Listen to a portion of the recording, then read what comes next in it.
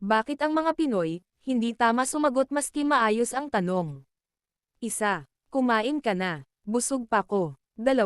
Nandyan ba nanay mo? Bakit po? 3. Anong oras na? Maaga pa. 4. Paano mo ginawa yan? Madali lang. 5. Bakit wala ka kahapon? Absent ako. And my favorite, saan ka na?